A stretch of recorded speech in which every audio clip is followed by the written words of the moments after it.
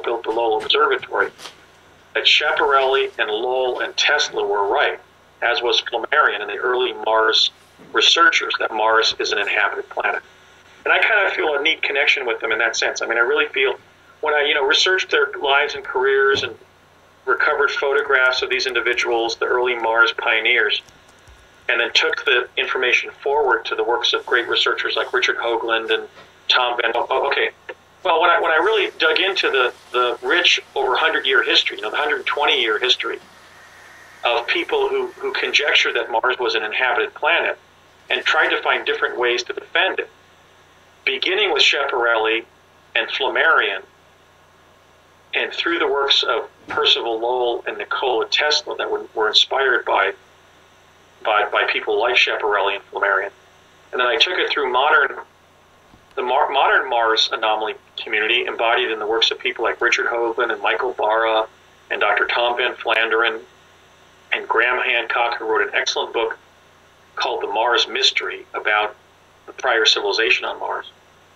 Even though a lot of this work was directed at establishing that there are ancient monuments on Mars, and that I have discovered the fact that there are life forms on Mars, I still felt like I was part of a great tradition in natural history. And that was probably the neatest thing I think that's happened thus far in my Mars research. I think even neater than going up to Mars for the CIA in the early 80s, which was pretty much just a pretty stressful experience. Something I can kind of savor at the end of a long day is the fact that I've made a contribution to this great tradition in natural history.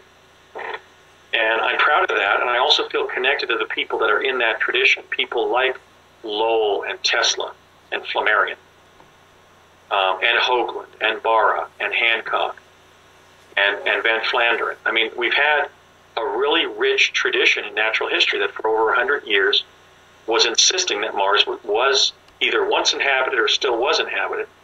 And I feel very cosmically privileged that I was able to prove finally that it is inhabited, not by writing about people's subjective claims of being up there for the U.S. government, which is always subject to refutation on the basis that there's no physical proof to establish your presence there. Okay, but we don't. No, in the photographs from NASA's own rovers on the surface of Mars, we now can show that Mars is presently inhabited with Martian life forms. We don't have much time now. We're pretty much come to the end. Thank you so much, Andrew, for sharing for 6 hours. And we'll have people write in if they have any questions for you, and we can do a follow-up interview.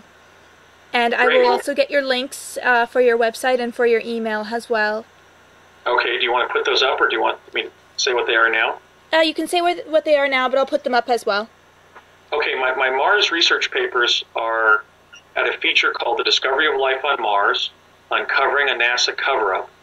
That's at the top of the website, www.exopolitics.com. That's exopolitics.com. They're being sponsored there by one of our leading exopolitical theorists, Alfred Lambermont Weber, who is the chairman of the board of advisors of the Mars Anomaly Research Society that I founded. I'm the president of that organization. And so Alfred is posting my papers at the top of his website, which I think he's to be commended and thanked for, and so I am doing so. Alfred Weber?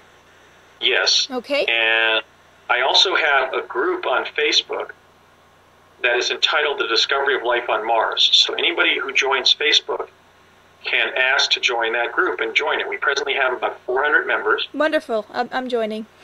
Okay, and there's a feature at that in the recent news section. I'm basically posting links to all of my papers on Alfred's website. So you'll pretty much be able to track what I'm doing with all of my material, both my book about Pegasus and then my other book about Mars. But you'll be able to track all my breaking research papers on Mars simply by logging on